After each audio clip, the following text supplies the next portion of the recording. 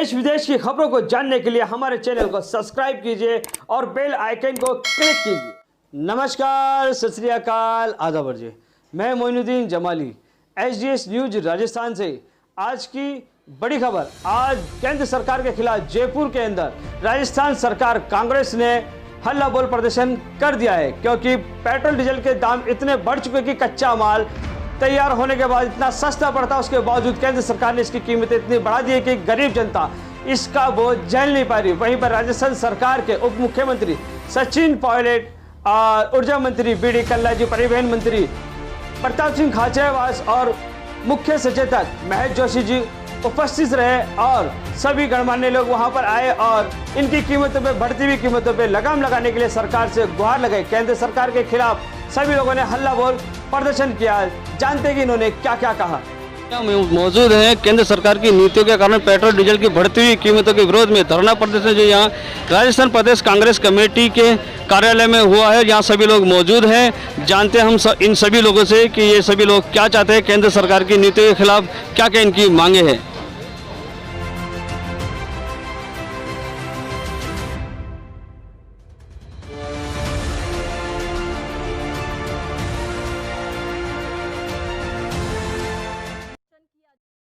कोई लंबी बात नहीं कहनी। आप सब लोग, हम सब लोग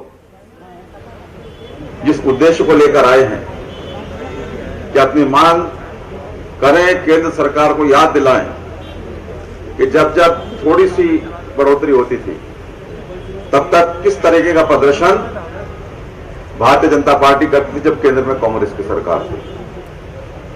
आज जब पूरा देश कोरोना संकट से त्रस्त है, लोगों के सामने रोजगार का संकट है, लोगों को खाने के लिए तकलीफ उठानी पड़ रही है, ऐसे में इस तरीके की बढ़ोतरी ये आम आदमी को बहुत तकलीफ देने वाली है। हमारी सरकार है, यहां भी हम बात कर रहे थे, प्रताप जी और मैं, और हमारे बीच में प्रशांत बैरवा जी बता रहे हैं, उनका भी अभिनंदन है कि कुछ ना कुछ हम और अधिक राहत राजस्थान में जनता को दिलवाएं।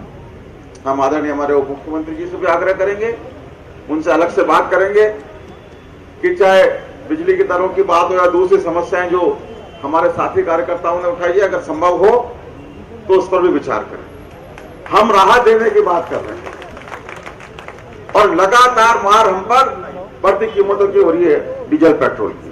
और आप जानते हैं डीजल पेट्रोल जब महंगा होता है तो हर चीज महंगी हो जाती है। जब लोगों के पास खाने को नहीं है, हमारे मुख्यमंत्री अशोक गहलोत जी दावा कर रहे हैं कि मैं किसी को, राजस्थान में हमारी सरकार किसी को भूखा नहीं सोने देगी। और हमने क्योंकि बार जमानों पर पेट्रोल डीजल के खिलाफ यहां पर आए, आप सबको धन्यवाद।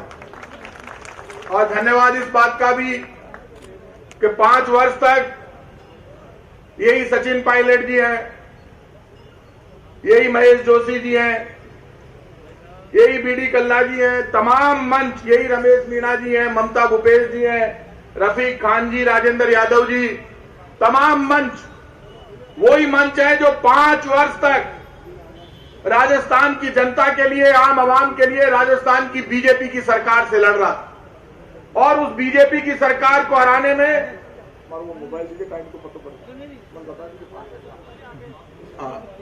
मोबाइल, मैंने इसलिए कहा कि बता दीजिए, लंबू नहीं हो जाए, आज गर्मी बहुत है। तो अध्यक्ष जी, बार पायलट साहब चिंता कर रही है, तो मैं थाने, हमारी रिक्वेस्ट है सबने थोड़ा दूर दूर बैठ जाओ, क्योंकि बार जमानों 1.5 गज दूर रहवा को है। और इसलिए कि कोरोना संकट का दौर चल रहा है। कोरोना संकट में पूरा हिंदुस्तान डरा हुआ है, आम आदमी डरा हुआ है। कोई भूख से परेशान है, कोई राशन से परेशान है, कोई रोजगार से परेशान है, कोई काम धंधा बंद होने से परेशान है। लेकिन हिंदुस्तान की बीजेपी की सरकार किसी भी बात से परेशान नहीं है, सिर्फ अपना खजाना भरने को लेकर परेशान है और खजाना भरने में लगी हुई है। पहली बार ऐसा हुआ है कि हिंदुस्तान पर सबसे बड़ा संकट आया है। 100 वर्षों में एक बार फिर उस बीमारी ने घर कर लिया, जहां पे पूरा देश 5 लाख से ज्यादा आंकड़ा हो गया। पूरी दुनिया कोरोना संकट से लड़ रही है, लेकिन हिंदुस्तान के प्रधानमंत्री नरेंद्र मोदी जी हिंदुस्तान की जनता के दर्द को नहीं समझ रहे।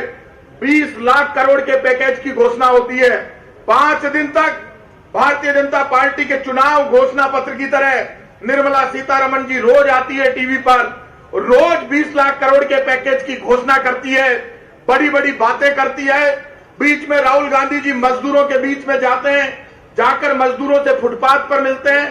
कोरोना के वक्त में उस वक्त दिल्ली का बीजेपी का कोई भी केंद्रीय मंत्री बाहर नहीं निकल रहा था। उनके घरों के बाहर से भूखा प्यासा मजदूर पैदल यूपी की तरफ बढ़ रहा था, बिहार की तरफ बढ़ रहा था। तब राहुल गांधी अपने घर से बाहर निकलकर दुनिया ने देखा, फुटपाथ पर बैठकर मजदूरों का हाल पूछ रहे थे। निर्मला सीतारमण जी परेशान हो गई, दुखी हो गई, गुस्सा आ गया, इतना घमंड आ गया, टीवी पर बोलती है, मैं राहुल गांधी से कहूंगी इन मजदूरों का सामान उठाकर पैदल उनके साथ यूपी तक जाए। राहुल गांधी जी ने जवाब दिया, बहन जी आप मेरी बड़ी बहन है, आप मुझे इजाजत दिला दीजिए, मैं सामान लेकर मजदूरों का यूपी तक पैदल जाऊंगा। अरे आपके दर्द चालू हो गया। राहुल गांधी फुटपाथ पर आकर मजदूर से मिलने तो इनके मिर्चें लग जाती है, प्रियंका गांधी आवाज उठा दे तो इनके मिर्चें लग जाती है, सचिन पायलट कोई बात उठा दे तो इनके मिर्चें लग जाती है, अशोक गहलोत बोल दे तो मिर्च लग जाती है, कांग्रेस का कोई कार्यकर्ता कुछ भी बोल दे तो इनके मिर्चें लग जाती है। मैं आज आपसे कह रहा हूं, खुल के कह रहा हूं, ये मंच कांग्रेस का है, ये मंच प्रदेश अध्यक्ष सचिन पायलट जी के नेतृत्व में पेट्रोल डीजल की दरें विरोध करने का है। लेकिन ये मंच, इस मंच से मैं खुलकर कहता हूं, पेट्रोल डीजल का मुद्दा अकेले कांग्रेस का मुद्दा नहीं है मोदी जी, ये भारत के 130 करोड़ लोगों का मुद्दा है। और ये सुन लीजिए, ये पेट्रोल डीजल की रेट को आप कांग्रेस बीजेपी के बीच में फुटबॉल मत बनाइए। 2014 में प्रधानमंत्री थे मनमोहन सिंह जी, तब पेट्रोल डीजल पर एक्साइज ड्यूटी लगती थी, डीजल पर 3 रुपए 15 पैसे। कितनी थी? 3 रुपए 15 पैसे। और क्रूड ऑयल के दाम थे $130 प्रति बैरल, $130 प्रति बैरल। और पेट्रोल पर एक्साइज ड्यूटी लगती थी 9 रुपए 12 पैसे। आज डीजल पर एक्साइज ड्यूटी लग रही है 35 रुपए, पेट्रोल पर एक्साइज ड्यूटी लग रही है लगभग 34 रुपए। जब $130 प्रति बैरल डीजल के दाम थे, क्रूड ऑयल के दाम थे, तब डीजल पेट्रोल सस्ता था। आज $20 से $25 प्रति बैरल दाम हो गए, तब महंगा है। लेकिन हिंदुस्तान के 2 उद्योगपति, हिंदुस्तान में लॉकडाउन के दौरान हिंदुस्तान के हर आदमी का पैसा कम हो गया, गरीब की झोपड़ी में आटा कम हो गया, रिक्शे वाले का धंधा बंद हो गया।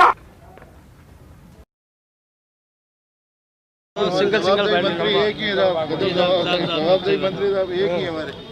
अभी हम लोग ऊर्जा मंत्री बीडी कल्ला जी के साथ में खड़े हुए हैं और हम लोग जानना चाहेंगे कि आज ये जो प्रदर्शन हो रहा है और जो डीजल पेट्रोल के दाम बढ़े हुए बीजेपी सरकार ने बढ़ाए हैं, अब ये क्या कहना चाहते हैं, इनसे जानते हैं।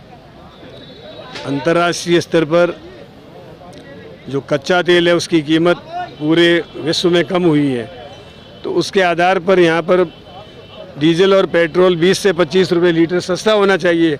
इसके वनिस्पत केंद्रीय सरकार ने एक्साइज ड्यूटी में अभिवृद्धि करके डीजल और पेट्रोल के भावों में जो अभिवृद्धि की है वो असहनीय है, ये जनता के साथ धोखा है। कोरोना के समय में एक तरफ 12 करोड़ लोग बेरोज़गार हो गए, भुखमरी बढ़ रही है, बेरोज़गारी बढ़ रही है, महंगाई बढ़ रही है, और उसके ऊपर फिर डीजल और पेट्रोल की कीमत को बढ़ाकर दोहरी मार देश की जनता पर केंद्र की सरकार ने की है। ये जनता के साथ धोखा है। एक तरफ कहते हैं हम अंतर्राष्ट्रीय बाजार में कच्चे तेल के मूल्यों के आधार पर इसमें बढ़ोतरी करेंगे, लेकिन दूसरी ओर उन्होंने न्यूनतम कीमत पर जो इतनी भारी अभिवृद्धि की है, इससे किसान, मजदूर, आम आदमी परेशान है। कांग्रेस ये मांग करती है कि इस बढ़ी हुई कीमतों को वापस लिया जाए, वरना कांग्रेस जन आंदोलन करेगी। बहुत बहुत शुक्रिया। मैं मोइनुद्दीन जमाली, SGS न्यूज़ राजस्थान से। अभी हम लोग प्रदेश सेक्रेटरी की प्रवक्ता के साथ में, संगीता जी के साथ में खड़े हुए हैं। ये बताएंगे यहाँ जिस वजह से प्रदर्शन यहाँ हो रहा है, यहाँ सब लोग इकट्ठा हैं, किस वजह से हम लोग यहाँ इकट्ठा हैं? देखिए, मैं मोदी सरकार को उनके किए हुए वादे याद दिलाना चाहती हूँ कि मोदी जी ने 2014 में भारत की देश की जनता से वादा किया था कि बहुत हुई पेट्रोल डीजल की मार, अब की बार मोदी सरकार। लेकिन लगता है कि सब कुछ इसका उल्टा होता प्रतीत दिख रहा है कि अब मैं इसको इस तरीके से कहना चाहती हूँ कि बहुत पड़ रही पेट्रोल डीजल की मार, अब की बार मुनाफाखोर सरकार।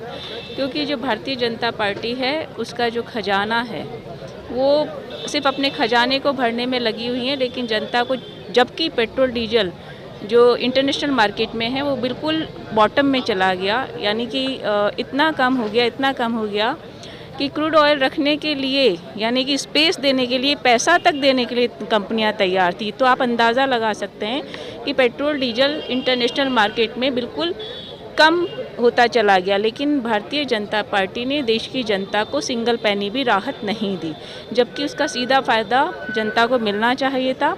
लेकिन अफसोस के साथ कहना पड़ता है कि भारतीय जनता पार्टी की जो नीति और नीयत है, दोनों में ही खोट है और जनता के साथ विश्वासघात करने की प्रतीक साबित हो रही है। जी, डायरेक्ट जो फ़ायदा दे रहे हैं, किसको फ़ायदा दे रहे हैं? देखिए, राहुल जी बार बार ये बात कह रहे हैं और खुले मंच से कह रहे हैं, जनता, देश की जनता की आवाज़ उठाते हुए कह रहे हैं कि जो भारतीय जनता पार्टी है, जो मोदी जी हैं, इनके कुल मिलाकर 5 उद्योगपतियों से ऐसे संबंध है कि जिन्होंने इनको चंदा दिया या जो इनको मदद करते हैं। तो भारतीय जनता पार्टी का जो उद्देश्य है, जो नीतियां हैं, वो सिर्फ इनको फ़ायदा पहुंचाने की रही है, जनता की तरफ, जनता की समस्याओं की तरफ, देश की अर्थव्यवस्था की तरफ, बढ़ती महंगाई की तरफ, बढ़ती पेट्रोल डीजल की कीमतों की तरफ उनका ध्यान बिल्कुल नहीं है। और आज देश की जो अर्थव्यवस्था है वो बिल्कुल गर्त में जा गिरी है। और कोरोना काल में देखा जाए तो पीएम केयर फंड में जो उन्होंने पैसा लिया, वो पैसा कहाँ पर उन्होंने उपयोग किया, जनता को क्या फ़ायदा दिया, उसका हिसाब किताब देने के लिए तैयार नहीं है, वो उसकी ऑडिट कराने के लिए भी तैयार नहीं है। इससे साफ प्रतीत होता है कि दाल में कुछ काला ही नहीं, अभी तो पूरी की पूरी दाल ही काली है। अच्छा, जो 20 लाख करोड़ का उन्होंने जो वादा किया था वो किस रूप में किया है? देखिए, 20 लाख करोड़ का जो, मैं तो ये कहूँगी कि भारतीय जनता पार्टी जुमले बोलने में माहिर है, तो ये भी एक तरीके का जुमला ही था। क्योंकि 20 लाख करोड़ का जो पैकेज है वो आपको कहते हैं ना कि जलेबी की तरफ गोल गोल घुमा हुआ है, आपको कुछ समझ में नहीं आएगा क्या ये पैकेज है। क्योंकि वो कहते हैं कि लोन ले लो। अब जनता के पास पहले ही जो उनका जो बिजनेस था, व्यापार था, वो ठप सा पड़ा है। अब लोन लेके वो अपने ऊपर ब्याज का भार और चढ़ाएंगे, तो ना तो जनता लोन लेने के लिए तैयार है, और जो जनता तैयार भी है उसको लोन मिल भी नहीं रहा। क्योंकि इस तरह की जो वाकया हैं वो हमारे सामने आए भी कि कुछ लोग जब लोन लेने जाते हैं तो बैंक उनको लोन नहीं देता है। तो कुल मिला के 20 लाख करोड़ का भी एक जुमला ही है, जो किसी को ना तो कुछ समझ में आया कि क्या पैकेज है और क्या नहीं है। कुल मिला के वित्त मंत्री जी, विदेश मंत्री जी, पेट्रोलियम मंत्री जी, प्रधानमंत्री जी, गृह मंत्री जी, सबके सब पूरी की पूरी सरकार फेल साबित हुई है। मतलब आपका कहने का मकसद है कि अपने बीजेपी सरकार पूरी की पूरी धोखाधड़ी कर रही है जनता के साथ में? निश्चित रूप से भारतीय जनता पार्टी स्वयं एक धोखा है, और इनके किए हुए वादे भी जनता को आज प्रतीत हो रहे हैं कि किस तरीके से उनको छला गया है, या किस तरीके से उनकी भावनाओं के साथ छलावा किया गया है। आज जनता उस बात को भली भांति समझ चुकी है। हमने जाना पर्वता जी से कि बीजेपी सरकार एकदम झूठी सरकार है, और झूठ के बावजूद भी वो टिकी हुई है। अभी हम खड़े हैं अभी साहब के साथ में, हम जानना चाहेंगे यहाँ जो धरना प्रदर्शन हो रहा है बीजेपी के खिलाफ, जो पेट्रोल डीजल के दाम बढ़ाए गए हैं, ये क्या चाहते हैं? आज अखिल भारतीय कांग्रेस कमेटी के द्वारा पूरे देश भर में बढ़ती डीजल पेट्रोल की वृद्धि को लेकर जिला मुख्यालयों पर प्रदर्शन का आयोजन किया गया है, धरने का आयोजन किया गया है। इसका मकसद सिर्फ और सिर्फ ये है, जो केंद्र की मोदी सरकार है, भारतीय जनता पार्टी सरकार है, उसको ये बिल्कुल शर्म नहीं आ रही। एक तरफ तो कोरोना काल चल रहा है, लोग, जनता वैसे परेशान है, और ये लगातार आम आदमी पर भार डालते हुए लगातार डीजल पेट्रोल की वृद्धि करे जा रहे हैं। आज का प्रदर्शन धरना ये दर्शाता है कि कांग्रेस पार्टी हमेशा आम आदमी के साथ, अल्पसंख्यक के साथ, ST SC के साथ और उस नीचे स्तर के आम कार्यकर्ता के साथ खड़ी हुई है, जो अपने आप को अकेला महसूस करता है। आज का धरने का मकसद भी यही था। इसके साथ साथ आज एक और अभियान कांग्रेस पार्टी ने चलाया है, speak up on petroleum prices, यानी कि आप अपने सोशल अकाउंट पर आकर अपनी बात रख सकते हैं, विरोध कर सकते हैं, और मोदी सरकार को ये चेता सकते हैं कि हम आपके द्वारा जो की जा रही वृद्धि, इसका खुले रूप से विरोध करते हैं। अगर मोदी सरकार ने कीमतें कम नहीं की तो आगे क्या प्लानिंग है, क्या करेंगे आप लोग? पार्टी का जैसे हमारा आदेश होगा, जैसे आज अखिल भारतीय कांग्रेस कमेटी सोनिया गांधी जी ने आह्वान किया था कि जिला मुख्यालय पर प्रदर्शन करें, धरना दें। आगे जैसे पार्टी की गाइडलाइन आएगी उसी हिसाब से हम कार्य करेंगे। शुक्रिया। मैं मोइनुद्दीन जमाली, SGS न्यूज, राजस्थान से।